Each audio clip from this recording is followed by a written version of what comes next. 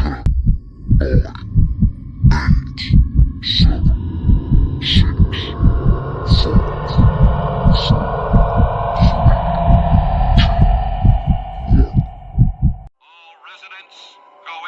stay in your houses. Drive the rats in the tank area.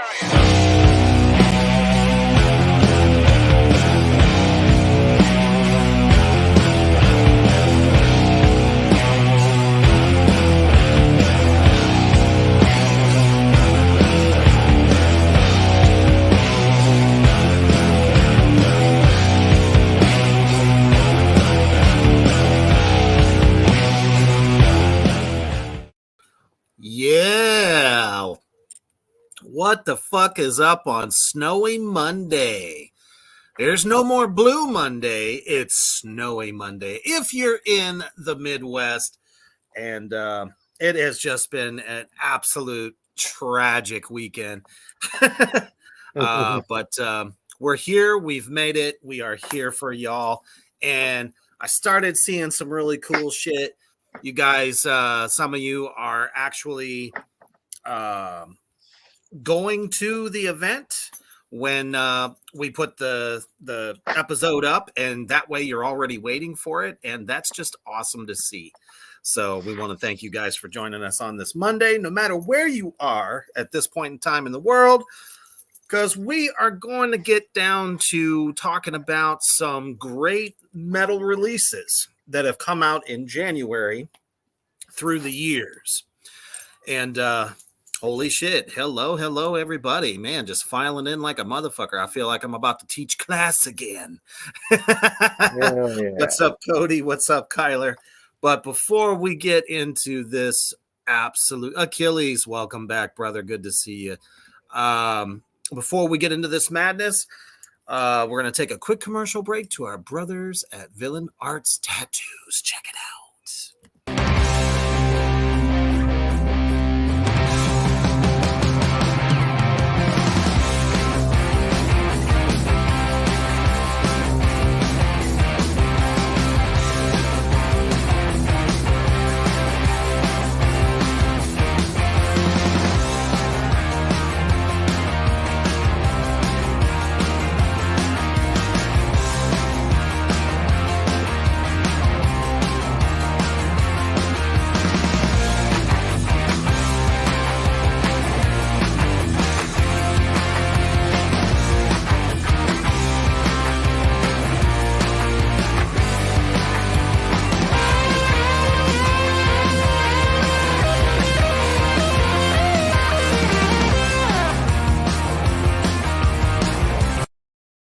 You know what the fuck to do. We tell you every week when Villain Arts Tattoo Convention comes to your town, you got to get out there, get yourself a quality tattoo.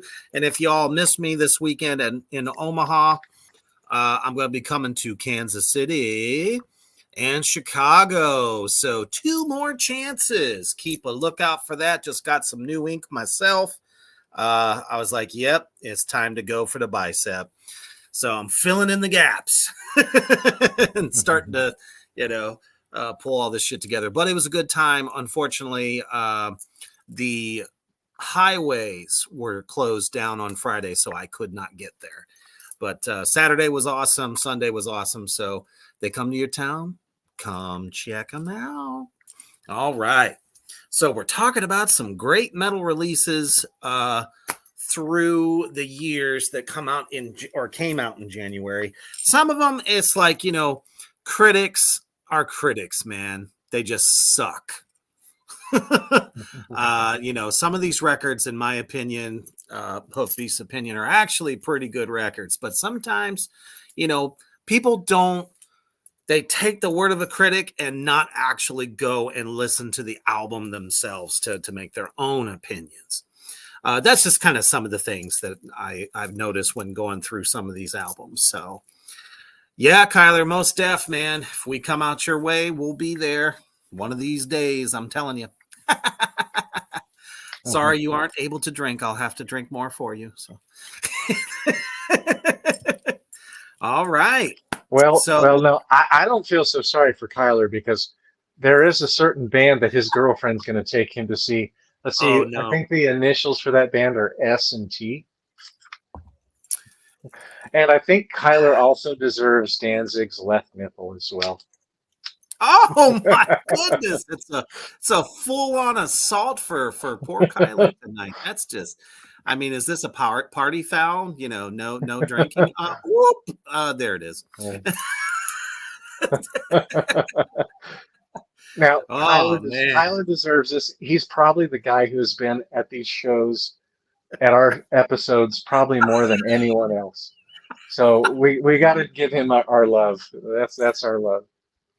Kyler resplendently says, "Ouch."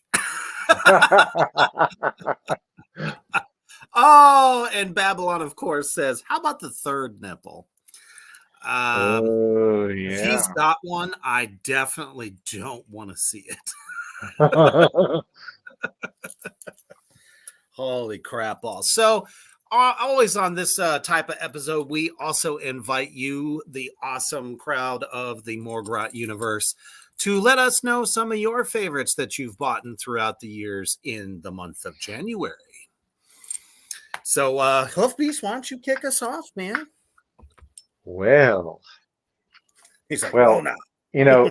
So I was an idiot tonight, and I made a big long list. I probably had 12 or 15 bands on there, and I left it at work. I finished it off at work, and I left it at work. But Reaper, and I had this in my mind earlier in the week, and then Reaper reminded me of this one tonight, and I asked him if I could do this one, even though he reminded me of it. So I'm giving Reaper the credit for this one.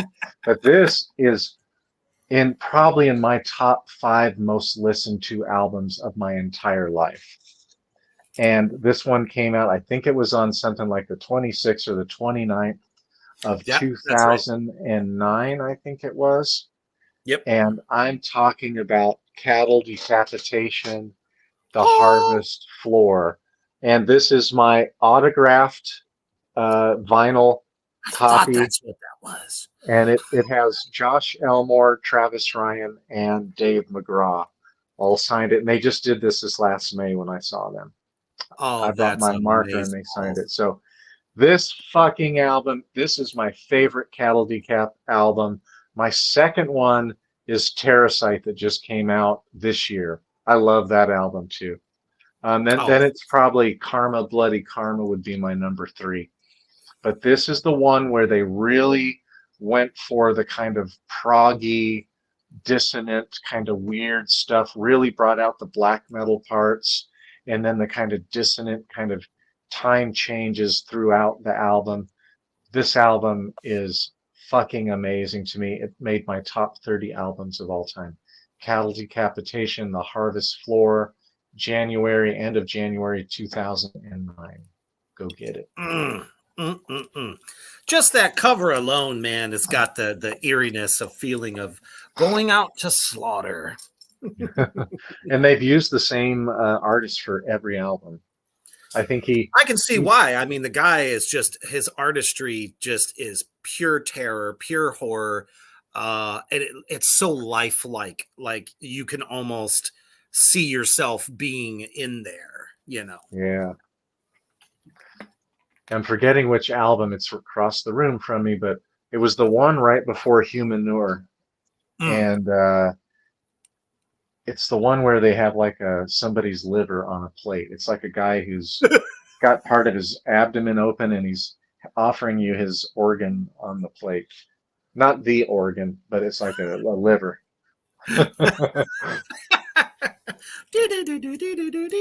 Anyhow, yeah, excellent choice. I was like, hell yeah. It was good to see that, we don't always know what the release dates are on things. So doing shows like this is kind of like, oh yeah, that's where were you at in time when that album dropped, So, yep, definitely they were upping their game at every turn and just getting more and more explorative, which is good because, bands like that, if you're not evolving, you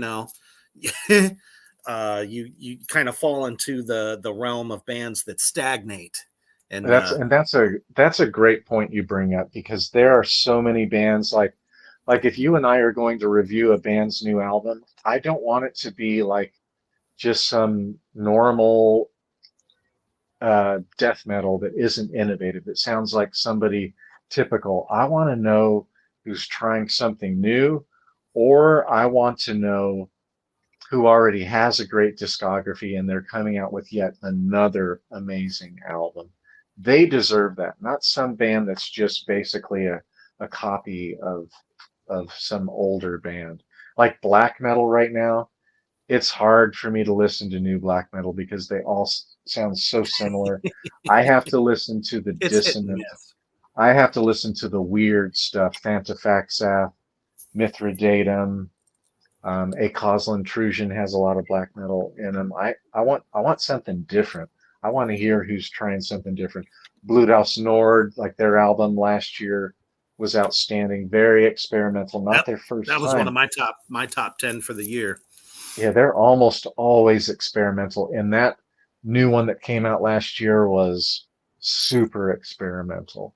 And like a soundtrack, like a horror soundtrack throughout. I heard somebody review it and kind of describe it that way. But heck And yeah, that that's too, something I want to. yeah, that too is a really great point because the legendary John Christ mentioned many times about his jazz and orchestral background, through college, and how that can play such a huge role in creating creepy music. And it's just true. It's like, most people say metal is just an extension of like heavy blues, which in a lot of ways that's true. But, the ones that bring in that symphonic element, not necessarily keyboard, but, you know, um, through the different keys that they use, and like you say, that dissonance, Yes. that's what creates that, Mhm. nether realm, as it were. Yeah. And then you got an excellent voice on top of that, to really drive it home. Then you really got something. Yeah. So, as I said from the beginning, there were some albums that have come out from like some legends, or just people at the top of the metal genre, where albums get kind of a bad rap. And believe it or not, this one, which I got to give Hoofbeast kudos for this one, because I didn't realize that it came out in January. And it wasn't on any of the lists that I was looking through. So I was like, son of a bitch, how could I not mention The King? And this is a great album too. I listened to it today. It's a really You, good album. you know, I think it was perfect to wait, because if he would have done it back to back when the first record came out, I don't think it would have been as Mhm. explorative or well written. Not just the actual instrumentation, but the story.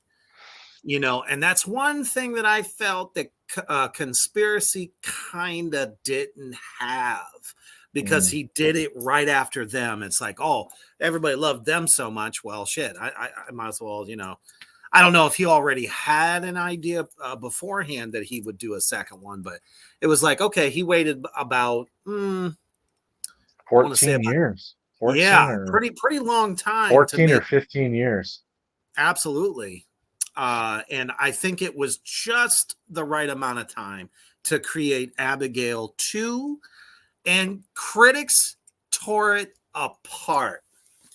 Because I can remember when it came out, I was so excited, and I'm just kind of that intuitive guy where I like go around and see what other people are saying, and this and that. Man, they just hated it, like they were dogging him. But I mean, Andy LaRocque's guitar playing is Oh my fucking gosh. stellar on this record. It was Absolutely. heavier than Abigail 1, in my Mhm. opinion.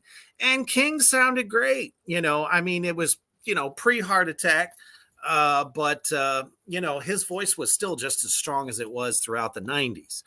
So I thought it was a great effort. Didn't do as well as they had hoped, but for the true King fans, we fucking loved that shit.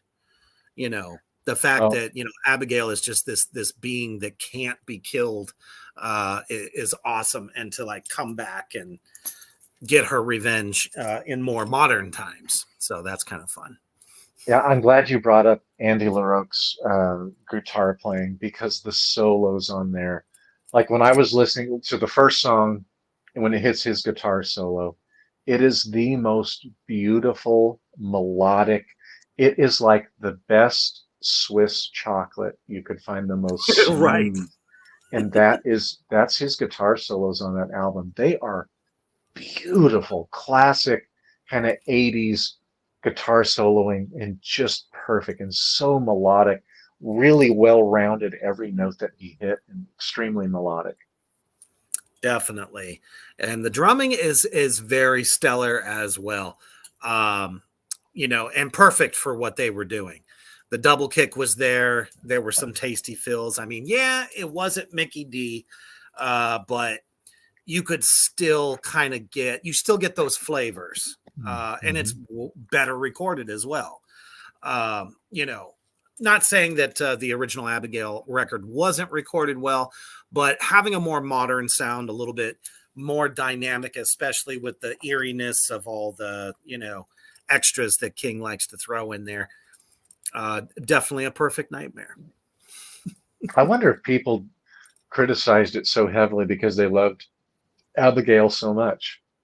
And I they think were that like was like really the beginning of comparing them. purists. It's like, Yeah. well, it's not like Abigail. Well, if you throw them and Conspiracy back to back, they're not the same record either. Mm-mm. They were recorded different.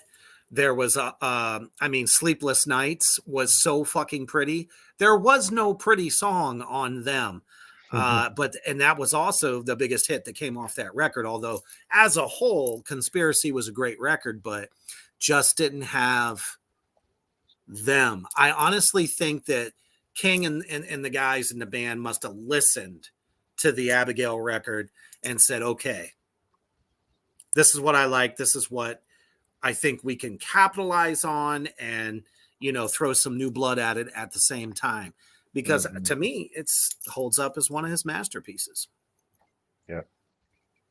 It's a really good album. Like I don't know what the hell they're thinking at all. Well, I think as we got into the 2000s, critics just became, I don't know, more critical than they ever have been. Yeah. But it was also a time where, you know, it's like metal was kind of on the decline, as it were, until that whole new blast of new metal came around. So it's like when a legend puts something out, hate it. Sorry. It's not like Korn. It's not like Limpty Dick Biscuit or some shit like that. So, you know, that's when you have like younger writers versus the people that were covering the late 80s records and stuff. Whole different mentality, man. That very well could be because that's right when metal made its comeback over new metal. Was Big the time. early 2000s. That's when Lamb of God and Mastodon came on the scene and started to define things.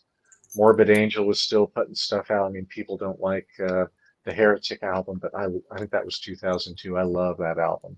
I have that one on vinyl. Nice. Kyler says, some of my favorite metal albums that came out in January is Avatar. Oh. Which one is that? Which album? Was it the first one? I don't know. He we'll see if he clarifies. Achilles says, I'm a huge fan of King Diamond, but I believe the golden days were up until the Eye album.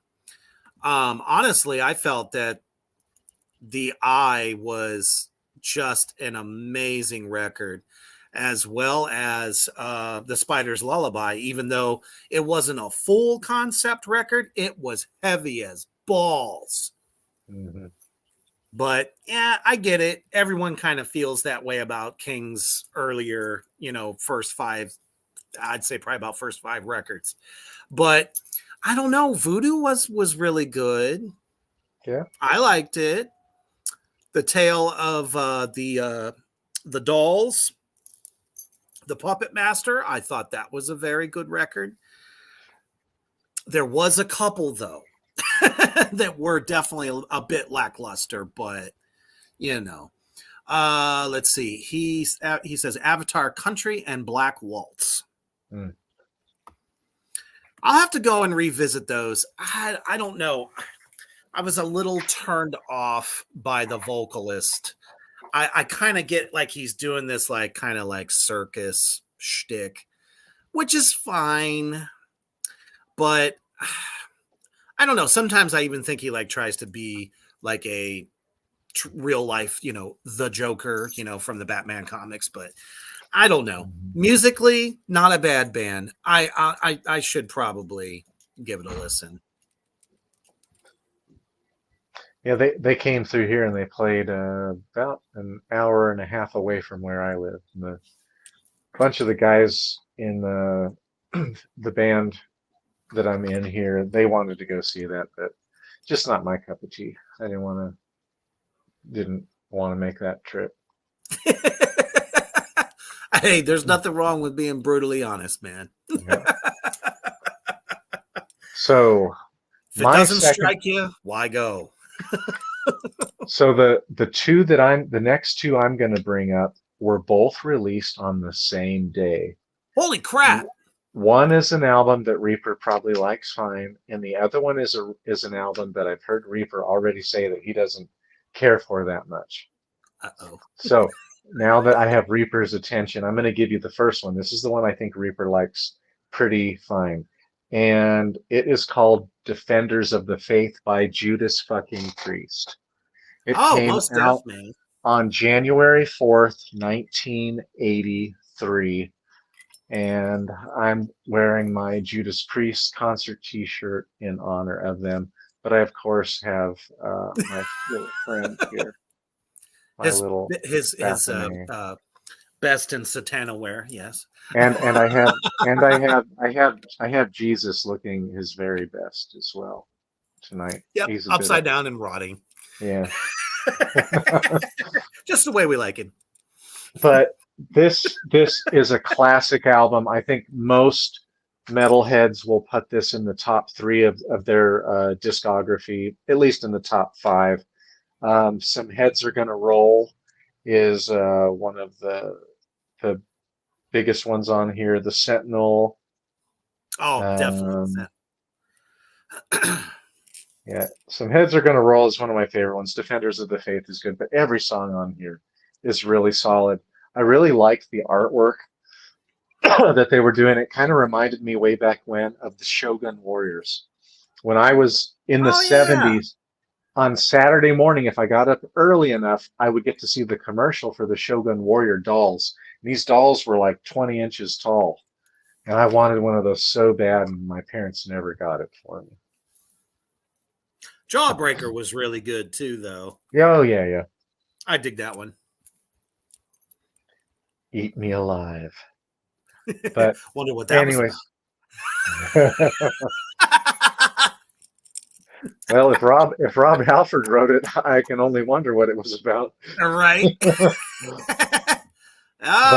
up, Mousebong? I Hate God, Southern Discomfort came out on January 25th, 2000. Fuck yeah. Jimmy Bauer. That's my dude. Excellent album. Yep, definitely a defining album for Judas Priest, as that British wave of metal was definitely in control in those early days. Like right out the gate, as soon as 1980 hit, it was just like, bam, this is what we're doing, people. I want to challenge Babylon and Mousebong to come up with 2 more albums for us. Definitely. All right. Anybody so who's watching Achilles, you too, brother. Hell yeah. Cody will have some too. Oh, for sure. All right, that's my second one. I got some doozies coming up too. Really good album. Oh, I thought you said you had 2 that came out on the same date. I didn't know if you were going to do them back to back. Yeah, I'll do the next one on my next turn. Oh, gotcha. Okay. This is it. If you look real quick, I'll let you see it. Damn it! You know my old ass eyes can't. My lazy eyes can't fucking follow that. Maybe Kyler's young ass eyes picked it out. It was probably too blurred. By far the godfathers of metal on in 1971 in January, forget the actual date, dropped probably their biggest album of hits, literally because there was no song that sat out. Every single one was played, radio play. Everyone knew the words. I mean, from the jump with hits like War Pigs Mhm. and the song Paranoid. So I'm pretty sure you guys have already figured out who the fuck I'm talking about. I'm talking about Black Motherfucking Sabbath. By far, that record in my day-to-day drumming ritual, I would have to play that whole record. The Mhm. drumming by Bill Ward was so iconic in every single way, so technical, so Mhm. jazz soulfully done. Um, there was a lot of shuffle in there as far as ride cymbal patterns, a little bit of that jazz swing in there on Fairies Wear Boots. Mhm. Fucking Geezer's bass just fuzzing your fucking Mhm. balls off. And not to mention, what a jump from Ozzy's vocals on the first record, which was still great. But man, by the album Paranoid, they said they had rehearsed that record so much that I think literally everybody just got better. And I'm sure you all have probably seen um, the old footage from one of the Paranoid tour shows called Black Sabbath Live in Paris. God damn. If every Doom band could be like that, the world would just be a wonderful, doomy, gloomy place. So there's not too much I got to say about that. Literally, they already had it written and pretty much recorded. So that's why they had those records so back to back from their first effort to the second one. But just wonderfully done. Iommi's riffing and guitar playing is just absolute fucking mastery. He's not human. He is a wizard. Yeah, I think they released their first album, Black Sabbath, Black Sabbath. I think it was in Mm-hmm. February, and I think they recorded Paranoid in November. I mean, and they were touring like crazy as well. Bands Relentlessly. bands back then toured their arses off, and then they recorded, and they especially like Sabbath back then in the first like 4 or 5 records, and Iron Maiden all the way from Killers all the way on up through Somewhere in Time. And I think they might have taken a year between Seventh Son of a Seventh Son um, before that was released, or that yeah, I think there was a year in between. But before that, it was like album boom, boom, boom, boom, boom, and they Maiden toured like They were crazy. machines, man. Yeah. It's like they got signed. They weren't fucking megastars yet.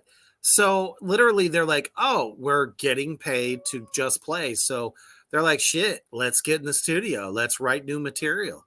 There was just a whole different kind of mindset, I think, in a lot of those iconic bands that just put out so much material. You know what I mean? And be able to Hmm. whip those records out, a new release every year. It was like, woo, you don't see that today. Bands take breaks now. They take 5 years off, 10 years Boy. in some cases for whatever Cool. reason. Cool. Right? So Maynard Shit. can go do his 50 million different side projects. And not as good side projects, not even close, especially Pucifer. Right. Well, there was no such thing in those days, I think. No one ever thought that I would want to go do something outside of the band that I'm in. And Yeah. Ozzy, as a vocalist, because it's usually a vocalist that goes and does a side project. So I think he just didn't have a big head of himself like, oh, yeah, I could go do something outside of this. No. Bands were like brothers then. They didn't want to be away from each other.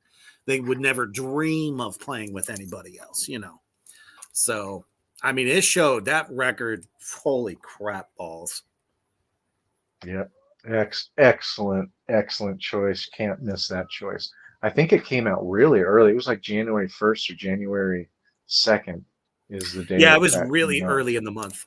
Yeah, way early. Great choice. And yeah, I'm so glad you brought up Geezer too. Tony Iommi's classic riffing.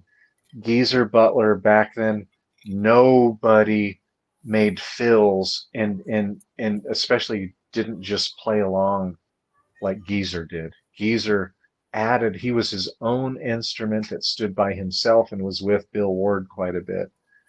And then Ozzy's just dynamic. And then Ozzy's voice is just piercing. When you hear Ozzy, you've heard it's like when you hear Sting. You may not like the Police, but when you hear Sting, that voice is so unique. Absolutely unique.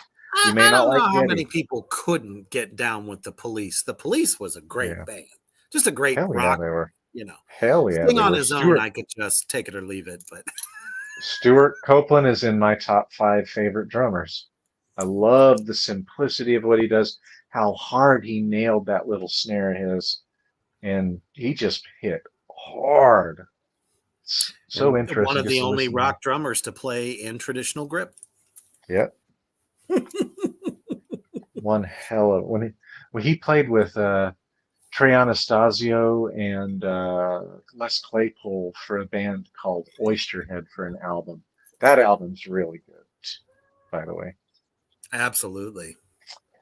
All right, so we're going from Black Sabbath, and we're going all the way back to January 4th of 1983, and this is the one that I don't think Reaper hates this, but he just doesn't like it that much, and he definitely doesn't like their following albums. But when you have songs called Too Young to Fall in Love, Shout at the Devil, and Looks That Kill, Bastard, Red Hot, and I even like their Beatles rendition of Helter Skelter. I thought it was really good. That was good. And I'm talking about Motley Crue. There's only really 2 albums that I could give half a shit about, and this is one of them. This is when I was in 8th grade.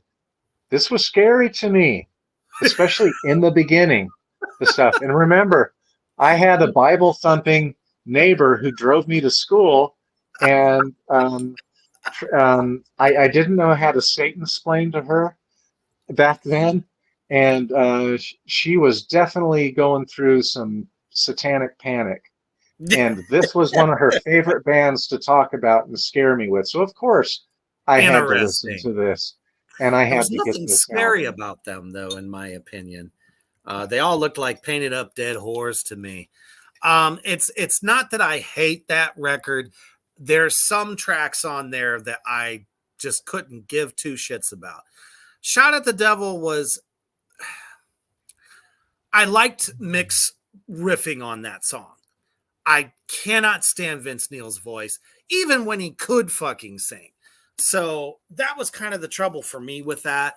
But damn it, track 2, that was my jam. I thought that should have been the song that they led off with on that record.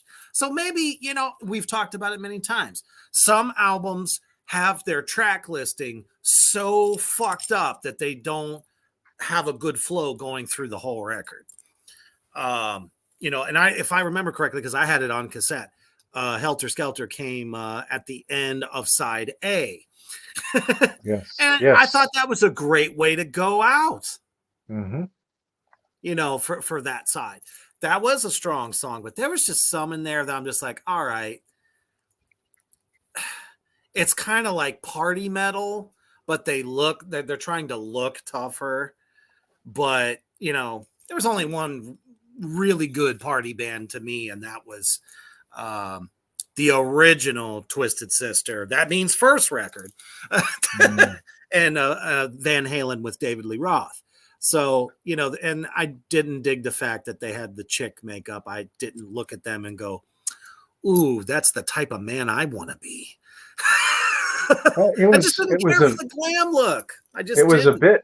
it was a bit darker though for Shout at the Devil. Like Mick Mars was It really was. dark. Like even like darker than Tom G. Warrior with Celtic Frost was at that time. Oh, Cody for the win. Vince looks like the abominable snowman from the Old Man Christmas movies now. Blown up like a damn beach ball, you betcha. Let's see here.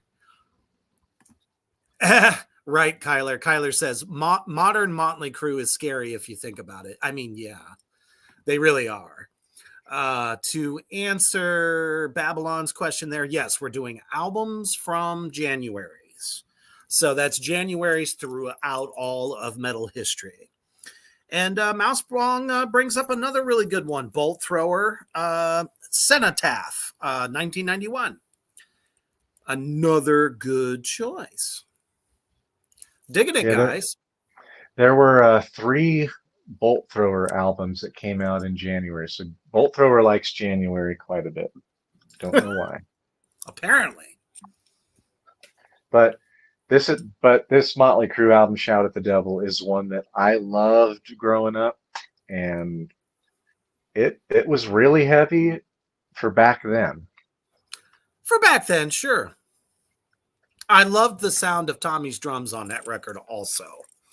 Yeah, for Shout at the Devil, like I could see why they put that as the first musical track after that beginning, because they have that kind of eerie rumbling. It sounds like they're reading something hellish out of the Bible. And right. And and come now, children of the beast, be strong and shout at the devil. Dun, what do you dun, want to shout at him? boom, How cool you are? boom. Yeah. That's your issue with it.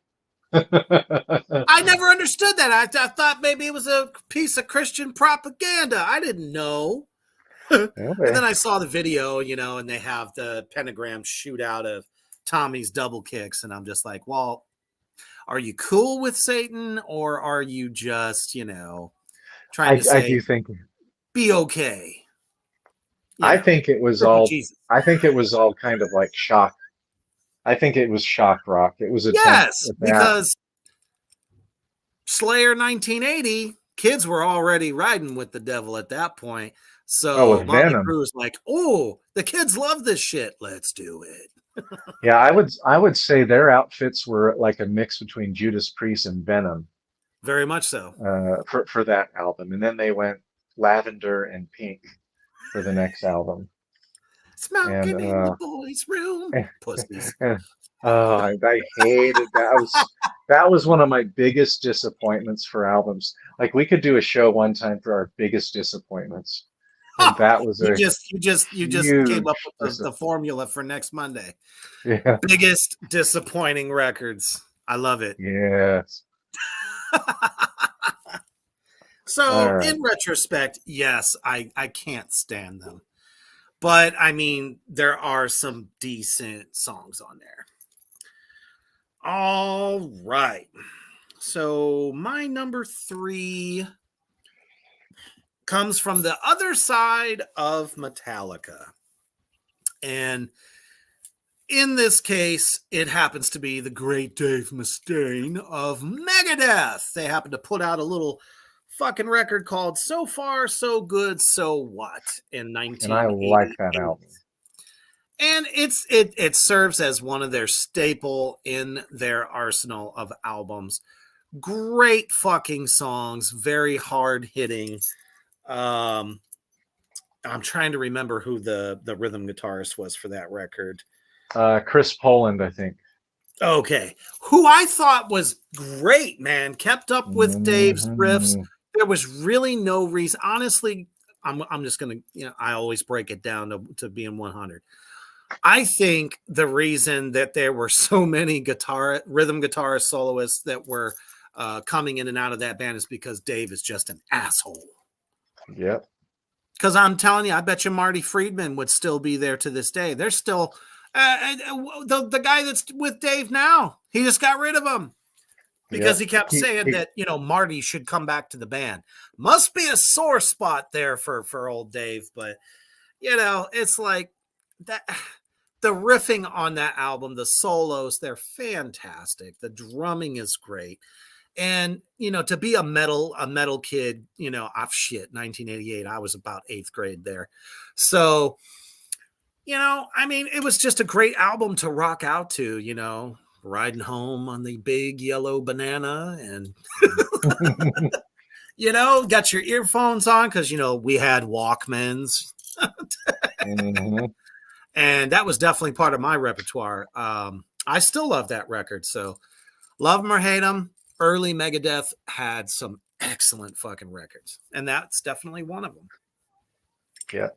Production isn't outstanding, but production for Megadeth was not outstanding until Rust in Peace, in Damn, my Skippy. opinion. But what was the name of the song that was a big hit? In My Darkest Hour, or off of So Far So Good So What? Yeah, I didn't. I'm pulling up track listing. Yeah, I didn't grab that from across, but they had a really good video. They were live. I think the drummer for that album was Gar, Yeah, and yeah. In My Darkest Hour, yeah, um, their cover of Anarchy in the UK was really good on that record. yeah, Into the Lungs of Hell. I mean, excellent fucking song to thrash out to in the very early parts of that record. So, yeah, it's a good album. Mary Jane was on there. That also. Hmm. So, I hell have that yeah. in my list of albums. Oh, All how right. cool! Mousebong says she still collects tapes. You know, there's a lot of folks that are going around doing that right now. Well, I'll Trying have to to when I'll things have get to send reissued. her. I have a Hoof Beast tape. I'll have to send her Nice. because she comes on here all the time. She also says that Gore Guts, The Erosion of Sanity, came out January 19th, 93. Yep, I How have could we that on my forget list. that? See, some of these albums, if you don't know that's when it came out, they don't show up on lists. And believe me, we deep dive like a motherfucker. So it's like, well, what the hell? Why would that not show up? Yeah, it showed up on my list, and Oh, that's one of thank the goodness. ones that I had. Yeah, I had that one on my list. Although that's more like just kind of mainstream. And I know they're going to play this at Maryland Death Fest, and they played it on the last tour that they were on. I think that was with Cannibal Corpse, and they were playing those songs from the first two albums.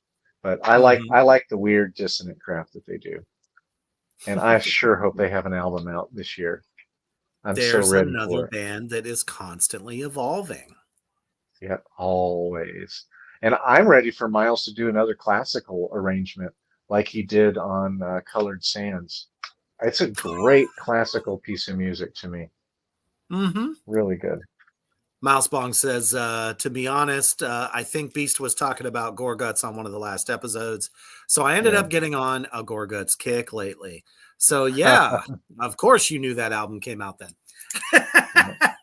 It's, you know, it's pretty easy to do when you start going back and checking out some new stuff from the past, you know. Hell All yeah. right. My next one is a band that is one of the godfathers of the second wave of black metal. This album came out in the early half. I had the date, but I left it at work. But I had the date written down. But I know that it was in 1991, but I think they actually recorded this album in 1989. And then they got into black metal and they were hanging out with Mayhem and stuff. But this is a really good death metal album. Really, really well done. To me, it's a 4 out of 5 stars. Really good death metal album. This would have been early death metal coming out of Norway in 1989 when they wrote this. Oh, there's Lily. Hi, Lily. Yeah, she just sneaked onto her perch back there. Yeah. But I'm talking about Dark Throne, Soulside Journey. Yeah. This album is really, really well done. Now they go from this, the production on this is okay, it's not bad. And then they go to the first Dark Throne album, and it is terrible production. It's awful, but I guess that's the way they wanted it to be. Super, super raw. This is not super raw. This is Dark Throne, Soulside Journey. Really, really good album. And if you're into Dark Throne, this doesn't sound like what you're used to in Dark Throne. This is death metal for sure.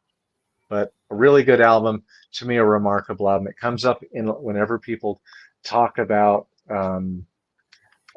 Dark Throne in the second wave of black metal, Mhm. and partially because the production on this one was so much better than what came out for the next 3 or 4 albums of theirs. Well, and maybe they kind of felt like, okay, so we did an album with that type of sound just to like, show everyone, that we can hang with what was already there. But then by that record, we're going to put out a quality fucking album, and really show you what we're all about. So that a little bit genius in a way.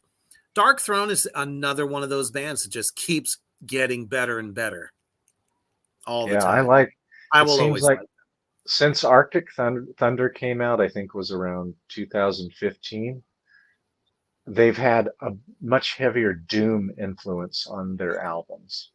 That's Like, because they like to expand. They've understood that there is a lot to be said in some of those slow, drag mhm, you to the gallows kind of riffing and slower drums that you have a good traditional death metal, black metal kind of beat, blast beat, all that stuff, the 30-second note riffs, and then suddenly just drop that bottom out and suddenly the pits of hell opens up. right. So yeah, I love that. I absolutely do. Fa- Cody says ingested the architect of extinction. Oh, that's I some don't. nastiness. I don't know. I don't think I've heard that one yet, but I'm going to check it out just because you mentioned it. That's some Uh, nastiness right there. Babylon Sun says loved Oysterhead. Not Yeah, sure. yeah. Oysterhead was the band Stuart Copeland was in with Les Oh, Claypool gotcha. and Trey Anastasio of Fish. It's a fun. It's a goofy album, of course. I mean, Stuart Copeland has an excellent sense of humor. Put him with Les Oh Claypool yeah, and he his does. sense of humor, and Trey Anastasio can be pretty goofy too. It came out in like 2002. It's a good album, and it's Nice. mostly Les Claypool handling vocals. Nothing Trey wrong with Trey that. Anastasio jumps in there some. Yeah, It's a lot of fun. hell yeah. And then he goes on to say, Motley Spew, LOL. Apparently, he doesn't have too much love for that either. Oh, shit. So, speaking of bands that get stuck in a rut for whatever reason, we're in the realm of death metal here, and this is definitely one of the staple bands in death metal's inception that we've always loved. But for a while there, they were putting out records that were not just critics saying that it's like there's no they don't seem inspired, like they're just putting out stuff just to put it out. But then suddenly by this time, this record, let's see, back in 2023, how about that? Suddenly they've put out a quality fucking record. And it happens to be this one. Dying of Everything by Obituary. So I remember listening to Obituary in the early days, fucking loving them. But there was like a period of time there where, like that, like everyone said, just very uninspired. It's just the road, Hmm. same old, not reinventing the wheel or anything, just doing what they do. And I'm sure purist fans probably really dug it, but there was like, how do you attract newer listeners if it's just the same old shit? They might as well just go back and listen to those earlier records. Well, finally, this was kind of a breakout record for them in 2023. Yeah, it was an improvement. It was a little bit going back to their roots. I listened to it. I didn't buy it because I only like I have almost all their albums. I may have all of their albums. I might be missing one of them, but for me, Slowly We Rot and Cause of Death are head and shoulders way ahead of everything else that they've put out. Absolutely. Those two albums, I wore those albums out when they came out, especially Cause of Death, because it had James Murphy on guitar doing soloing, who they stole while down at Morristown Studios.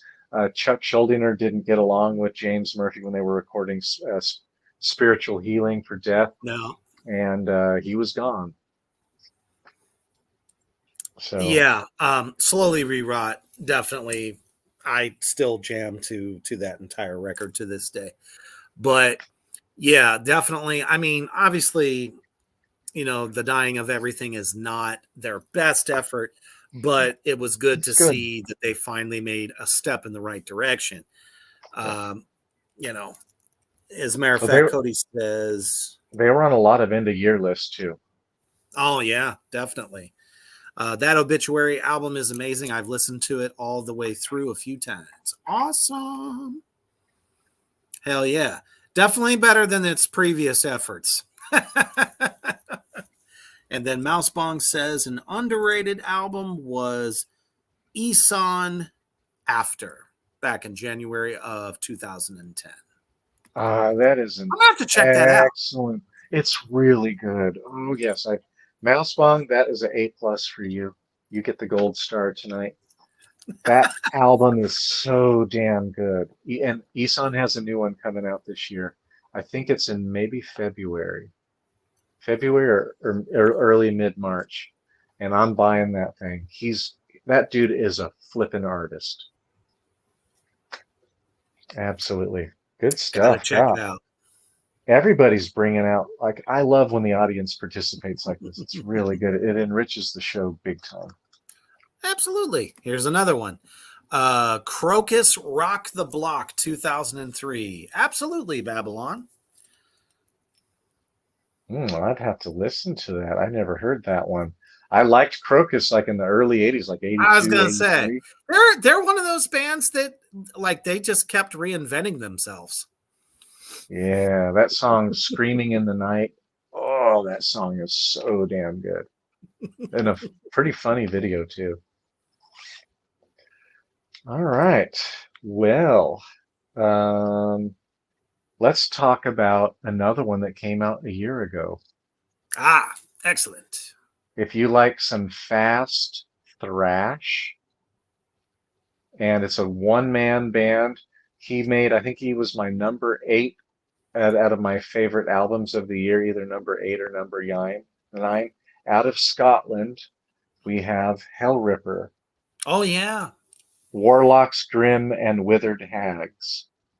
This album is really, really, really, really good.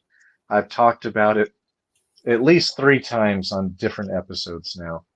This album is excellent.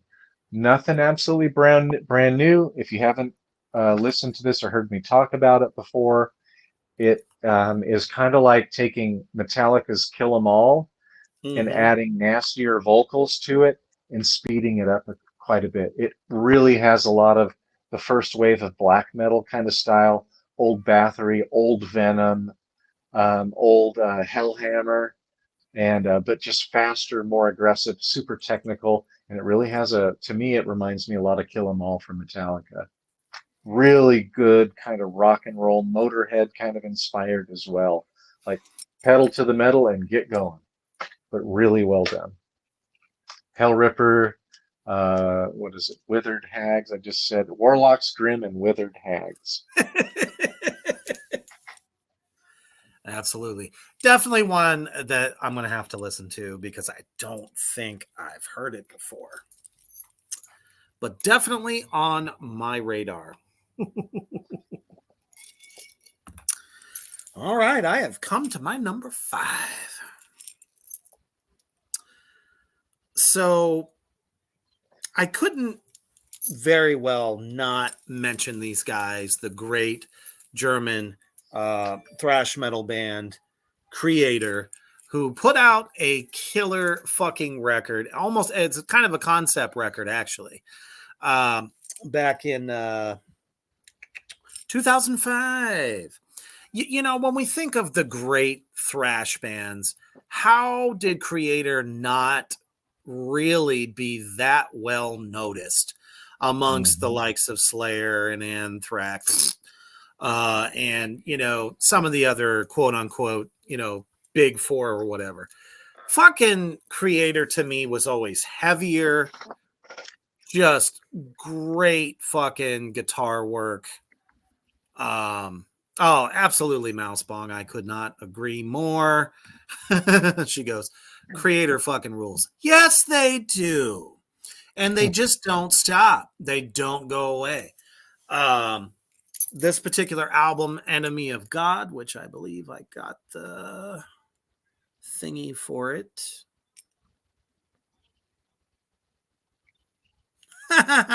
There it is. Okay. That cover right there kind of says it all to me, in terms of like the brainwashing and blindly following and all that stuff. So, you know, they were talking about, you know, how there was this persecution by Rome against the Christians, but instead on this album, these wonderful German chaps decide to paint the Christians out to be these very evil, bad people that they really were, and you know that they were just refusing to not continue their onslaught of brainwashing and actually turning them basically into monsters. So, I mean, just concept wise, lyrically, the record is bar none, man. Absolutely love that record. Yeah, I think Miles' vocals back in like on Extreme Aggressions and what is it, Pleasure to Kill or Pleasure of the Flesh, the first album, and then Yep. the third one is the one I love the most, and it's the one that has the kind of demon head with a brain being opened by little people, little kind of monsters, little demons. What the hell? Not Extreme Aggression. Anyways, it's right over I there. think I know where you're going. But anyways, but the European style of thrash was heavier and more biting than the American. Like if we compare Creator to Anthrax, Miles sounds like a fucking demon compared Yeah. to Joey Belladonna, Reaper's favorite vocalist of all time. Just kidding. Never. And like if we compare them to Megadeth, Miles' vocals are light years ahead. Destruction, Sodom, like these are heavier, darker. Celtic Frost, but not Cold Lake Celtic Frost. Well, but, no. Yeah. Into the Just Pandemonium. grittier, Celtic nastier. Frost. Yes, it And was. all intents and purposes, eviler. You know. Yes. Oh, I would definitely say so. And Creator was one of the leaders. Like when I saw them at the Masquerade in like was 1991, I think May of 1991, and there were only probably 300 people there. These guys were huge. And they just put out their third album, excellent fucking album. And if you haven't listened to Creator and like Extreme Aggression, which was their second album, unholy shit, it's so fucking good. Really, really Agreed. Cody says, I'd pick Creator over Slayer any day. Absolutely. especially for the agree with vocals. Yeah, definitely. But I did like I still like South of Heaven and Seasons in the Abyss better than anything Creator did for me personally, because I like Dave. It's Dave Lombardo. Well, It's yeah. him or whomever chugged the riffs to where they were going to slow things down and let Dave stand out with some simple fucking beats. You So took fucking the good. words right out of my mouth, because at that point, instead of being so balls to the wall all the fucking time, Dave Mhm. wasn't allowed to really kind of showcase his technical ability in filling. Mhm. Now, you take the song Seasons of the Abyss, you got to see a side of him, how creative he can be and how Mhm. methodical and technologically a beast of a Mhm. drummer. He really couldn't do that when you're going, he can Yep. just only move around so fast, because I mean, shit, when they played that shit live, it was almost even faster than it was on the record. So it's like, how the fuck do you really get to show what you can do and really open up? You Yeah. know, God damn it, Babylon. He says Dream Theater 6 Degrees of Inner Turbulence 2002 for me. This. No! Thank you, Babylon. Thank you. No! Thank you. Thank you. Ow! See, like that. It was that one, and The Astonishing came out toward the end of, I think, 2016 in Right. January. But those are two of my not favorite albums, especially The Astonishing by Dream Right. Theater. I didn't like that concept album. It's pretty Not even the boring. great Mangini could save that record. Yeah, yeah, that was not their great point. And it's a double. I think it's a double CD. It's a really long album God too. damn. Yeah, it's like 90 minutes long, and it's a bit of a yawn.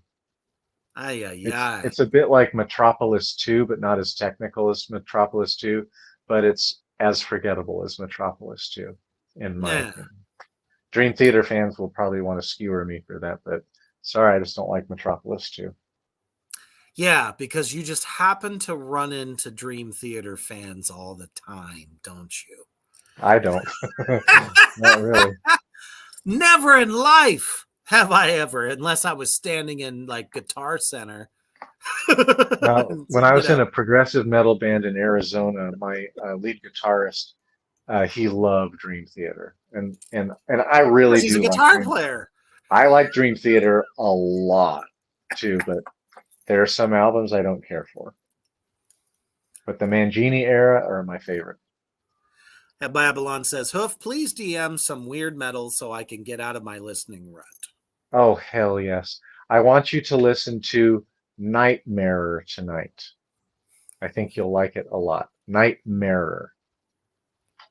They're really good. And this is the former lead vocalist from Guygone. What are the guys from the other bands?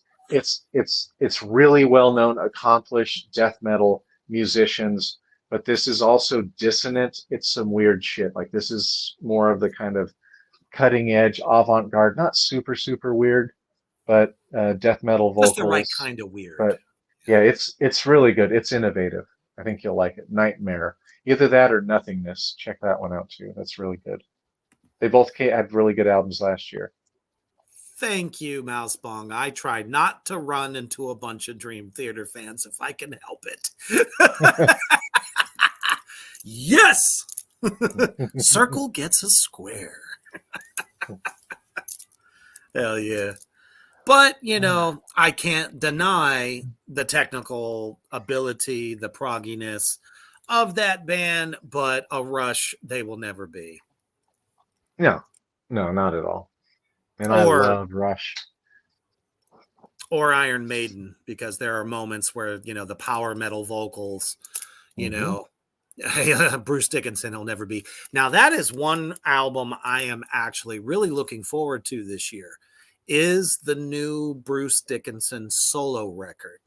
I don't Hmm. know if that's on anyone's radar right now, but it's been getting heavily promoted. And at this man's age and can still break glass with his voice, I mean, as long as it's not like his solo record from, back in the 90s, I think this is going to be really good. And speaking of Slayer, it has now been said in an interview and heard everywhere that Kerry King said, in fact, my new solo band is an extension of Slayer and what would have been Slayer's next record. So we're finally getting it. We're getting a newer voice, which it's got to be better than Tom's. I mean, it Oh, I'm just has so to be. excited. I'm so excited for whomever he gets to do vocals. See, Oh, I was about to do a drum roll for you because I thought you got some hot off the press information on who the vocalist was going to be. that he still hasn't relinquished it. Yeah, because Paul Bostaph is still playing drums, and I don't really give a shit who plays bass because the bass lines never really mattered in any Slayer. It was all guitars and drums. But what if this bassist brings something new to the Well, table? that would be, yeah, that actually is a possibility. And if he That's ever what I'm thought that hoping. that was a weakness, that's a really good point. Yeah, I would love to hear Slayer with an actual bassist who gives a shit. And we'll Shit, do we could do something it. outside of just playing along with the guitars. This is just spawned in my head. I'm like, what if we did an episode of tracks and we picked like a list of 10 bands that we would like to see Geezer Butler be the bassist for, Oh, that would hell like make yes. their shit better. Oh, I don't know why that just made me think of that, but I was like, you know, what would Geezer do? We could call that the name of the show for that particular episode. What would Geezer? I think we'd have to have two bassists though. One being Geezer, and one would definitely be Geezer because he was amazing with his fills, but he never Yeah. really did fast stuff. And I would throw in the late great Robert Patterson. He was the Mm. bassist. He died in like 1990 for Atheist, and he was fucking amazing. He's one of my favorites. Like absolutely on amphetamines the whole show, every show. What a monster! And he was an excellent bassist. Played with his fingers, was so fast all over the place. Great stage presence. Those would be my two bassists, metal bassists that I would want to throw in there. Oh Thanks for the God, balloons. I have no idea how the fuck did that happen. This is interesting. Cody says the aftermath of Ragnarok is fucking amazing. Mm, Okay. I'm going to have to check that out. yep, I don't know Oh, about that one. shit. Mouse Bong for the win. Speaking of Rush, Permanent Waves, January 14th, 1980. Oh, That natural wasn't even on science. the list. Well, I mean, it's not metal, but I even looked on Natch. some of like the rock charts from different years. That didn't even come up on radar. I'm like, what the fuck? Oh, Natural Science is my favorite Rush song of all Mhm. time. Oh my God, that album is fucking awesome. Love Then that. nothing. There's nothing wrong with that. Mouse Bong. She says, "I just love Rush." I'm like, fuck Yeah. yeah. I mean, I was there from the working man in the '70s, all the way through the '80s, and I was with them all the way up to Roll Them Bones. After that, my tastes got so much farther into death metal and black metal Yeah. at the time that I kind of left the prog stuff to like once in a while, if it just kind of comes, I get in a moment, I'll throw some Rush on, or if it comes on the classic rock station. But Yeah. yeah, definitely. I mean, we'll never Go see a ahead. band like that again. No. I liked Test for Echo, and then Yeah, that wasn't a terrible album. When Vapor Trails came out, I wasn't excited about that, and Snakes and Arrows, I was not excited about that album, but everything up before that, and the album that came out after Roll the Bones, it was the Nut and the Bolt. What the hell was that album? It's I got thought that some was really just good songs. for Echo, but it wasn't. No, Test for Echo was right after that. I think it Oh, was called Counterparts. And that's right. Counterparts is a really good song, and Animate is an excellent song. Like, whenever I pass away, like, they can cremate me. I don't give a shit what happens to this carcass, but because I don't believe I'm going to be a Christian zombie roaming the earth someday when Jesus comes back. But whenever if they have a funeral service for my daughter or whatever when I pass away, I want them to play Rush's song "Animate Me." I love that song. That song speaks so much about who I am as a person. So there you have it. Not that anyone gives even a half shit about that, but that's that's my 2 cents. See, I would much rather have, just for me, I would rather, well, at least maybe the funeral procession. Sorry, possession. That'd be great. I possess you. You know, no, Satan Takes a Holiday by Anton LaVey. I want them to play some of his organ shit while they're rolling my damn casket or urn up That's awesome. up to the unholy altar. That's awesome. Put it right next to my fucking skull. That'd be great. Oh, that would be awesome. Cremate the rest of me. Keep my skull intact. Let somebody put it on their altar. That'd be great. All right. I think for our last one, this is a shared one because I already had it on Big my time. list and you had it on yours and you already saw me. And it came out last year, and I think Reaper loves this album just like I do. Ahab's I'm wearing it out. the Coral Tombs. This fucking album is so damn good. And I've talked about this one probably 4 times. Ugh. It was my number 2 album of the year, and it could have easily been number 1. Man, this thing is fucking awesome. And Ahab is playing Maryland Death Fest. Ah, And I would maybe want to drive. That would be about an 8-hour drive for me. I'm thinking about doing that drive just to see them. There's a few others that are really good, but I it'd really be want about to a see 20-hour Ahab. drive for me, but it would be worth it. Yeah. Fucking Funeral Doom, clean vocals, cave monster vocals, and this is like a cave way deep in the ocean kind of vocals. Clean guitars, atmospheric, crushing, slow, like it's such a dynamic, such a creative album. Babylon, if you haven't listened to this one yet, what the fuck? I mean, this is the type of album that I challenge everybody out there in the Morgrot universe. Listen to this record, put in those motherfucking earbuds, shut out the rest of the world, go into your bedroom, lie down on your bed, shut the lights, and let this album just take you away. Yes, that's it. Take you away. Because I can Absolutely. remember when I did that very same ritual with King Diamond's Abigail and them, and it literally put me in that world. And not since them times when I was a kid has an album done that to me. And I did that with Ahab, and I thank fuck every day the Hoof Beast hooked me up with that, because I was like, yeah, man.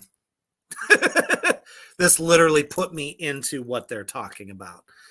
So fucking good. So fucking good.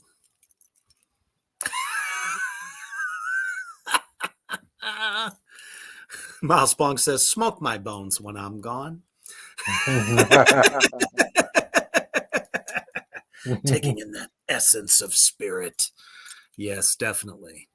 So, wow, what a great episode. You guys have been fucking horrendously awesome out there, bringing up some stuff that wasn't even on our any of the list that we tried to go through. It's just, we could do this all day, just yeah. albums that hit so hard that, you'll always remember the month of January for December, November. I mean, we're going to try to do this at least once every month. And February's got a fuck ton of records. Thank goodness for that, because I was getting a little scared by January.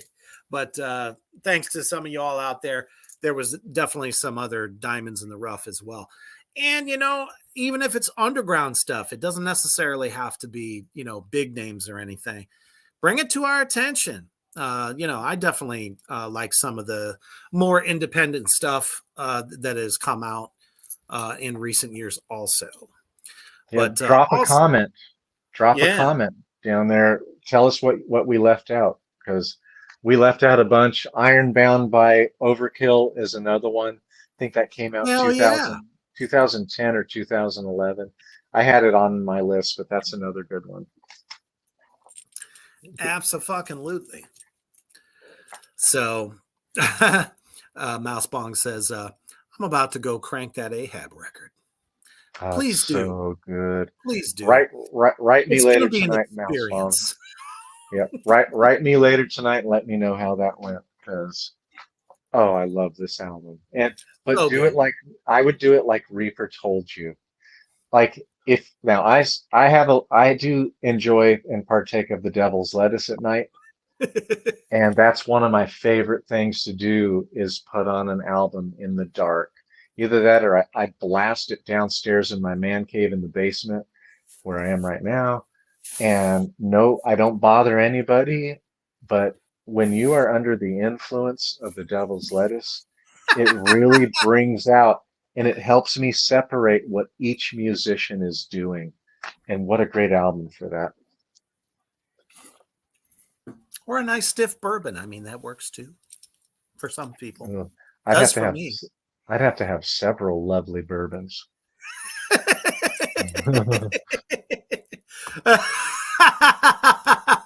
I'm 3 dabs in already. Let's go. Woo! Actually, that's the question of the night, Babylon. Well, what level are you on at the moment? Because we can kind of always tell when your comments go, woo. Oh, I know. Somebody's been into the gummies. 250 milligrams. Shit. Those are some of the best comments ever. But you know, it's all in good love and darkness, and they just nothing goes better together than some good fucking metal. So Mouse Bong says, "Level up, Babylon."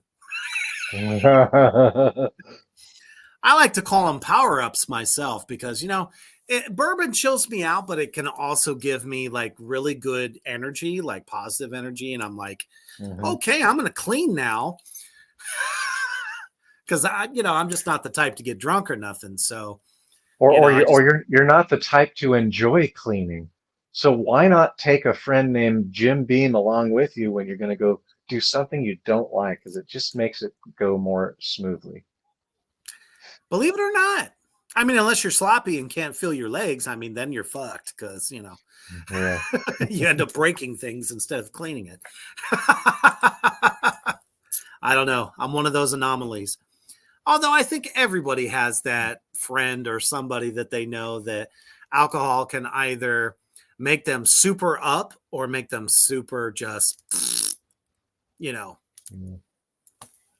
zombie on the couch. That's just not me. Yeah, not me. No, I'm perfectly fine with it. And then if you mix the devil's lettuce with that, woohoo! This is true. This is very true.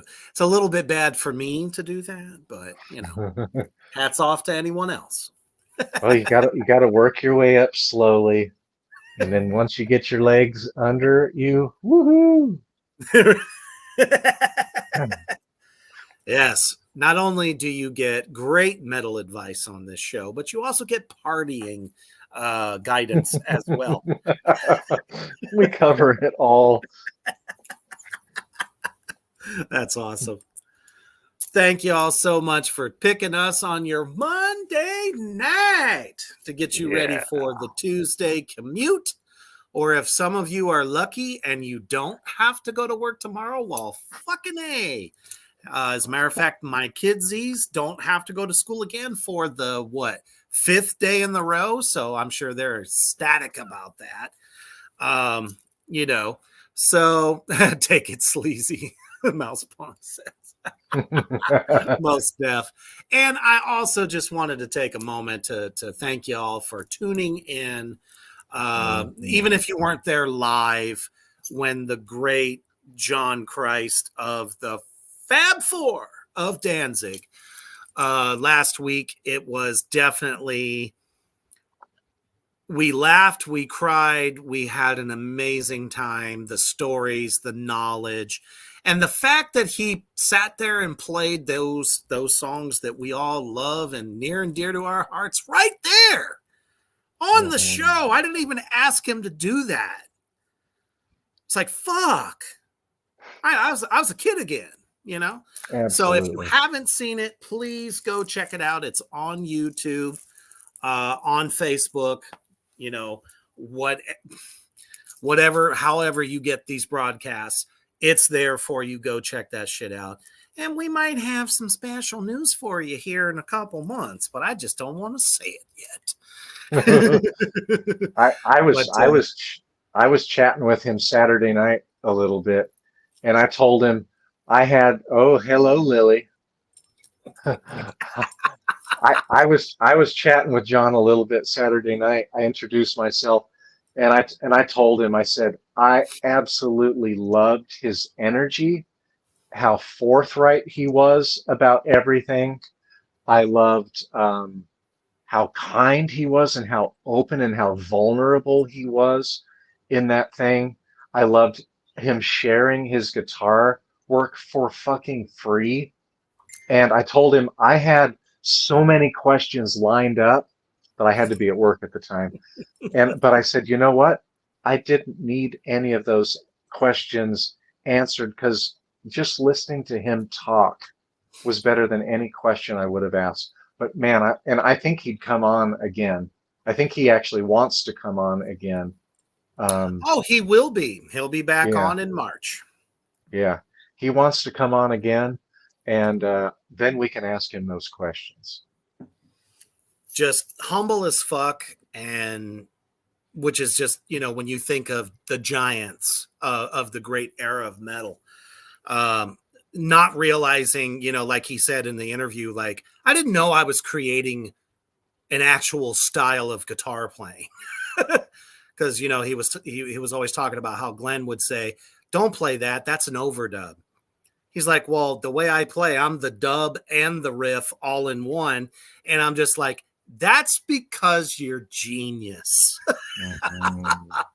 His technical prowess from his college days, you know, people can knock that shit, but I'm telling you right now, if you're a musician, you best check out some classic jazz. I don't care what era.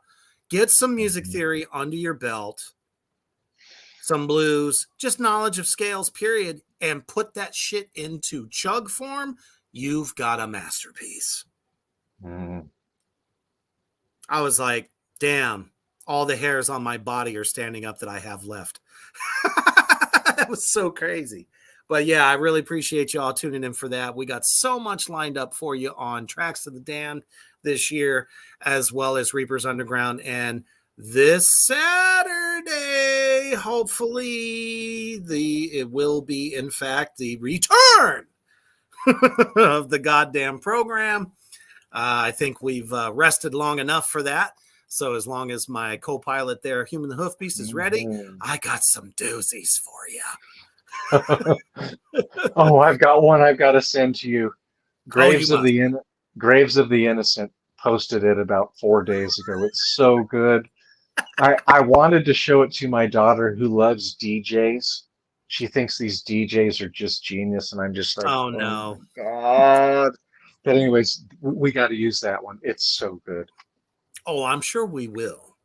And of course, we you know, will. we're going to make sure that we have a good 2024 good, you know, word message for everyone as they were flocking in all over the internet. I can't wait to share them because they're just so delightfully fucked up. And of course, we're going to do a little play on New Year's resolutions. So definitely stay tuned for that. I don't believe that there will be a Reapers Underground this week, but stay tight to my page just in case, because guess who's going into the studio? Hell yeah. So I have a lot of preparation to do still yet, so I can lay these tracks for my brother, the Human the Hoof Beast, as well as Circle of Nine's first track. Hell So yeah. busy this week. So if we don't have a Reapers Underground, don't worry about it. Oh my goodness. Babylon says Epic idea, Reaper. What would God Glenn? do? Oh, What Glenn would God Danzig. do? What would Is Glenn that what do? that stands for? What would Glenn do? Maybe. That's what I was hoping, because when I see G, I think of Glenn fucking Danzig. Yeah. Okay.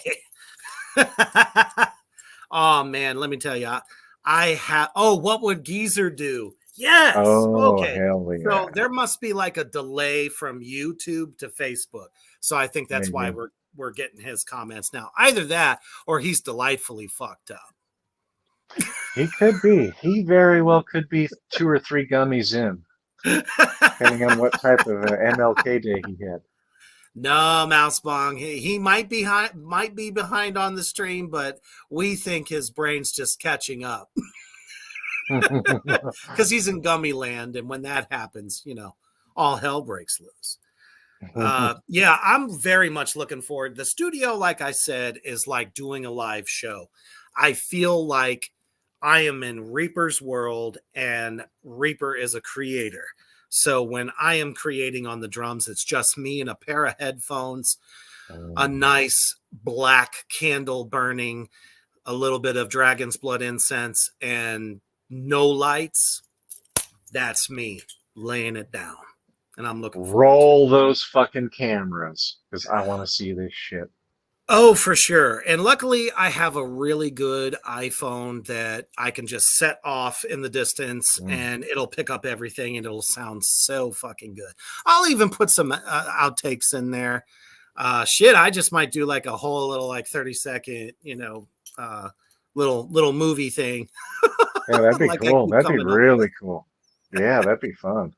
Oh, you know me, man. I love to promote, and I want to promote this record. I want to promote, Circle of Nine's upcoming stuff. And so, hell yeah.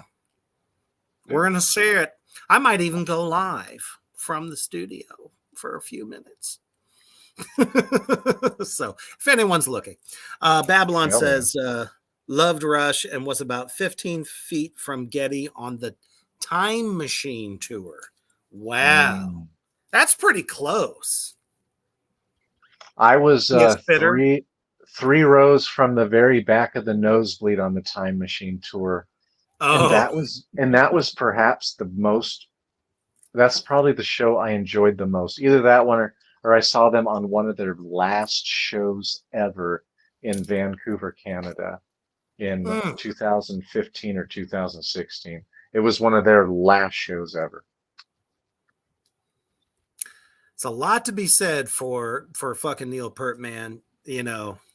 Battling what he was battling and still the amazing drummer that he is. And Ronnie James Dio did it too. Fuck yeah. Lemmy. Yeah. All the way to the end. He had lost a lot of weight too. He did.